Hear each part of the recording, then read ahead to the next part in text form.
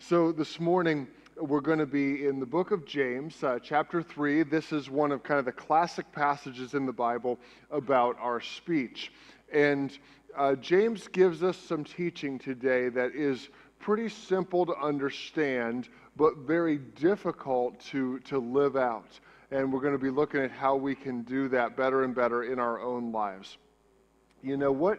When you think about your speech, would it be any different if your mom was always listening to everything you said? Would it be different? For some of us, we say, yeah, it would be a lot better, right? I would have to work on a lot of things if mom was always listening. I think I spent a lot of my childhood believing that she was always listening because she always seemed to know what I said, whether she was there or not, right? For others of you, you might say, well, if it were any different, it would probably be worse, because where do you think I got my mouth from, right? I learned a lot from mom that may not have been so positive. Wherever you fall on that spectrum, this is a day where we celebrate moms, and I think it's a great day to focus on how we talk, because you're going to have the opportunity to communicate, whether it's with your moms or your children or other moms or folks who have been kind of maternal figures in your life. And it's a great day to focus on how we can use our speech for good. James begins in chapter 3, verse 1 like this. Dear brothers and sisters, not many of you should become teachers in the church, for we who teach will be judged more strictly. So now you're saying, yes, I'm not the guy standing on stage, right? So this is going to be his problem, right? And there's some truth to that. I think that preaching is a very humbling thing. And it is absolutely true that God holds us to a higher standard, as God should do. But it's not just I don't think this just applies to people who teach in church. That's a part of it. I know many of you teach in church, whether you teach a small group, community group, or you teach Bible study, or you teach children, or other ways that you serve in that kind of capacity. But even if you don't have a teaching role here at church, others of you are educators in one form or another. Others are bosses. You oversee people at work, so you'll be doing some teaching, some communicating that way. Others of you are parents. And parents, we certainly do a lot of teaching and talking. And you know that means that we're held to a high standard. We're held to a very high standard in the way that we speak. Jesus said that to whom much is given, much is also expected. And if you have an audience of any kind, then you have a responsibility. Even if your audience isn't huge, you still have a responsibility from God to use your speech for good. Moms, you have an opportunity because you have an audience with your children. And there will be countless people who will speak into the lives of your children throughout their life. But they only get one mom. Your voice is unique. Your voice is important. Nobody else can play that role exactly as you play that. And I think these words are very true for all of us. And moms, we want to honor you, and I also want to challenge you to use your speech for good. To use your speech for good. We love on our children, encourage our children, and yes, we correct our children. We do so in love because we care about them, and letting our speech reflect the way that God would want us to speak. When God gives us a blessing by giving us the opportunity to have an audience, if you will, but He also gives us a responsibility. If you've made mistakes there before, as we all have, well, we turn to verse 2. James says, indeed, we all make mistakes, or many mistakes. If we could control our tongues, we would be perfect and also control ourselves in every other way. Now, he's exaggerating a little bit, but what he's saying is that our talking, that's the most difficult thing for us to get a hold of. That's the most difficult thing for us to control. Verse 3, we can make a large horse go wherever we want by means of a small bit in its mouth. And a small rudder makes a huge ship turn wherever the pilot chooses to go, even though the winds are strong. You'll see in your notes, first of all, that your mouth has the power to direct the rest of your life. Your mouth has the power to direct the rest of your life. James uses a couple illustrations here that are really powerful. First, a horse, right? You can take a horse. This thing may weigh 1,500 pounds, and yet you can control it by one little metal bit that is in that horse's mouth. With the bit and the right rider, the experience can be completely different. One little thing. Or a ship, right? A giant ship. Like, here's an image of the Carnival Dream, right? If you forgot a Mother's Day gift, you could take Mom on a cruise. Probably going to need to save for a while for that one. Maybe you could buy her flowers. But regardless, this boat is huge, right? I mean, it's like a town that floats on the water. You see human beings in the size of that boat, right? It's gigantic. But would you know this huge ship is steered by this one rudder here we have an image of. And now that's a big piece of steel, but compared to the rest of the boat, it's tiny. It's very small. James is saying that our mouths are like the rudder, or if you will, the steering wheel of our lives. Our mouths are the steering wheel of our lives. Your speech directs the rest of your life. It's got the power to direct the rest of your life. And so it's a very important thing. Just like in a car, the steering wheel is not a huge part of the car, but it is an immensely important part of the car. And the thing about a steering wheel is it's only as good as the person who's using it, right? There are folks who are extremely good with the steering wheel and folks who are not so good with the steering wheel, and these get very different results. A few years ago, I shared a story I want to repeat. It's one of my favorites. That I was visiting my college roommate in Wisconsin. He's a state trooper there, and I got to do a ride along with him. He worked second shift at the time, and we did this ride along. And I was very excited about this because there was one main thing I wanted to do. It wasn't so much arresting people; it was going very, very fast. I was hoping we'd have the chance to go very fast. And it had been a night where we had gone a little bit fast a couple times, but not much. So when the call came over the radio, my ears perked up because they said there was a drunk driver on the interstate about 5 miles in front of us. And this drunk driver was dangerous. He was swerving all over the road, and he was heading towards a construction zone. That night, there were people working in that construction zone, and so he was going to be endangering people's lives in just a few moments. So you have now two steering wheels, one controlled by my friend, the state trooper, who's an incredible driver. He's been trained in all of this. He's just a phenomenal driver at high speeds. The other, controlled by the exact opposite. Somebody who's so drunk he can't even walk properly, much less steer a car. He's driving thousands of pounds of steel down the road, and he's going to be heading at hard-working folks who are out there just trying to take care of our roads and earn their wages.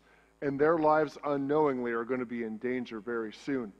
So you can bet we went fast, real fast. We were going 130 miles an hour, which is not something I would recommend you personally doing unless a police officer is driving the car going that fast, right? But so we were going, and it was amazing to watch his skill, how he would weave in and out. He'd only turn his lights on at certain points because when he turned his lights on, people would slow down in front of him and almost cause an accident. And he'd handle this so well.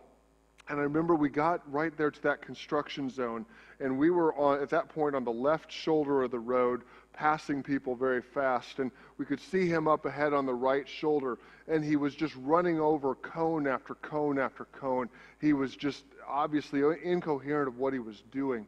And less than a quarter mile ahead were these workers. And I was sitting there and I was wondering, how are we going to get from this side to that side to stop him when suddenly my wondering stopped and my life flashed before my eyes, because he pulls the car directly in front of two semis. There was this little tiny window, which means my nose was about that close to their bumper, I think. And he pulls in front of that and stops right in the path of this drunk driver, which means I was right in the path of this drunk driver. He later told me that was just a risk that had to be taken, right? But I don't know. Regardless, before I knew what happened, he was out of the car, weapon drawn, pulling this guy out of the car. That night, 2 steering wheels, 2 completely different results. Your mouth is the same way. God has given you the ability to do incredible good or incredible harm with your speech. Your words have the power to direct the rest of your lives. How are your words directing you? Are they directing you in God's directions? Are they directing you to follow God's will, to bless others around you? Or are they directing you in bad ways? You know, we complain about all sorts of things that we cannot control. We complain about other people, about our jobs, about politics, about the weather, you name it. But there's one thing you absolutely can control, and it's right here. Nobody else controls what you say. You can blame others, but the truth is, you're the one who operates your mouth. Nobody else does. How are you using your mouth? Are you using it for good or for evil? Because number 2, your mouth has the power to do damage to your life. It's a very serious tool.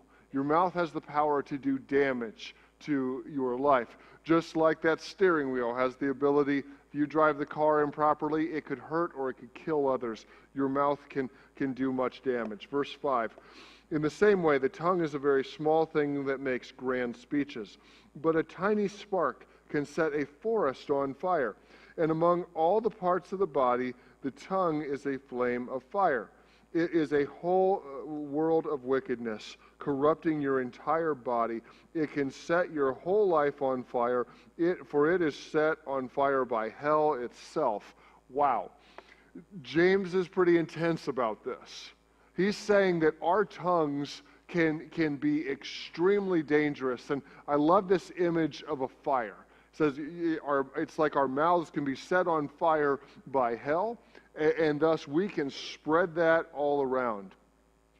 Long time ago, 1871, the Great Chicago Fire destroyed a good chunk of the city. This fire, started by a small spark, displaced, it made homeless over 100,000 people. 300 people died in the fire, and over 7,500 buildings were destroyed in this thing. It was a horrible, horrible tragedy. It spread very, very quickly. Anybody remember what may have started that fire? That's right, Mrs. O'Leary's cow. This is, now historians debate a little bit, but the most common theory is that Mrs. O'Leary went out to do some chores in the barn that night.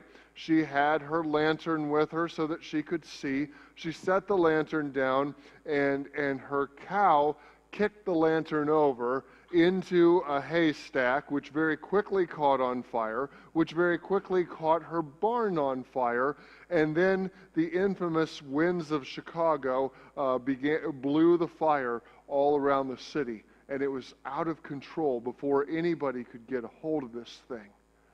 One spark, one cow here, creates a fire that does so much damage. Now, another piece of historical data that's usually known predominantly by Chicago Bears fans is that Mrs. O'Leary was actually the great-grandmother of Curly Lambeau, who of the Green Bay Packers. You know, I'm not sure if that's accurate, but I think they've been out to get us for a long, long time, right? Regardless of whether or not that's true, our mouths are dangerous. We can do a great deal of harm or a great deal of good. We've all seen the damage that happens when a fire gets out of control. And you know, our words can so quickly do the same thing. You have the opportunity to choose your words. Every person, every job, every situation, every church, every you name it, has its faults. And in our world today, it's criticizing others it's almost like becoming a national pastime, right? Like social media gives us the opportunity just to rail against whoever, whatever we want, any time that we want. And really social media is just an extension of our talking. And we've got to use these things responsibly. We've got to use these things responsibly. I mean, do you spend a lot of your time just being negative and criticizing? I'm not talking about coaching and helping others who you're responsible for. I'm talking about a spirit of negativity. Do you live kind of in that world? There's the old adage that says, sticks and stones may break my bones, but words will never hurt me. That's a big lie, isn't it? There's no truth to that whatsoever. Words absolutely hurt. In fact, the wounds left by words oftentimes way outlast the wounds that a stick or a stone could ever leave. I bet there's many folks in here today who can remember words that were said to you maybe even years or decades ago, and they still sting. Conversely, I bet that we could all think of words that were said to us years or decades ago that have shaped our lives in many, many positive ways. Which kind of words are you speaking? You know, someday people are going to gather in a room much like this, perhaps, and up front is going to be either a casket or an urn with your remains or my remains in it. And people are going to talk. And they're going to talk about the way that we impacted them. They're going to talk and they're going to remember things that we said, specific things. What would that look like? What would they say about you? What would they say? How would they say that your speech has impacted them? How are their lives better, more blessed? How are they more godly because they know you? Or would it be the opposite? Would it be just simply talks of, we've got to learn to forgive because the damage is done and we've got to move forward? Friends, thank God we've all got time left. We're at least here right now, right? I'm hoping we're all around tomorrow and the next day, so we've got time. We've got time to change this. We've got time to make an impact. We've got the opportunity. In fact, we've got the responsibility to do so. Whether it's your words, whether it's social media. Social media is a great one. This past week, I was looking through some resumes. This person was not from Stillwater, but and I looked at not only this person's resume, but quickly pulled up their Facebook profile. Within 10 seconds, that resume was in the trash. The things you say, the things you post, they matter. If you ever want to get into college, if you ever want to get a job, if you ever want to get a different job, the things that you say matter. We need to control our speech because just like setting a forest on fire, little careless things that we say do great damage. Once you've said them, you can't put that toothpaste back in the tube. I mean, you can apologize. You can be genuinely sorry. You can say other nice things, and the other person should forgive and should strive to move on. But those words are out there, and those words do damage. Those, just like a blazing fire, those words can do significant damage. But it's not all negative, though. Number 3, your mouth has the power to determine life. Your mouth has the power to determine life. If you're a follower of Jesus, you are called to be consistent in the way that you talk. Verse 7, people can tame all kinds of animals, birds, reptiles, and fish, but no one can tame the tongue. Again, he's exaggerating. He's saying, look, sometimes it may seem easier to tame a wild animal than it is to control our speech. He says it's a restless evil full of deadly poison. Sometimes it praises our Lord and Father. Sometimes it curses those who've been made in the image of God. So blessing and cursing come pouring out of the same mouth. Surely, my brothers and sisters, this is not right. Does a spring full of water bubble out with both fresh water and bitter water? Does a fig tree produce olives or a grapevine produce figs? No. And you can't draw fresh water from a salty spring. It's a good point. Just earlier, we were singing to God, we were praising God, we were using our voices to honor Him. Today, you're going to go out from this place, and you've got the opportunity to continue in that spirit of worship by blessing others around you, by using your mouths for good. Will you do that? I mean, hey, it's Mother's Day, for crying out loud. If we can't get it right today, that's not good, right? We want to say kind words to our moms or other maternal figures in our lives. We want to speak kind words of love to our children. We want to use our mouths for so many good things. We want to use our mouths for so many good things. Will your speech be consistent? When people hear you talk, when your employees hear you talk, when your friends or your coworkers or people that you play on the same sports team with them, when they hear you talk, will there be a consistency in your speech? Friends, I think that's convicting to every single one of us.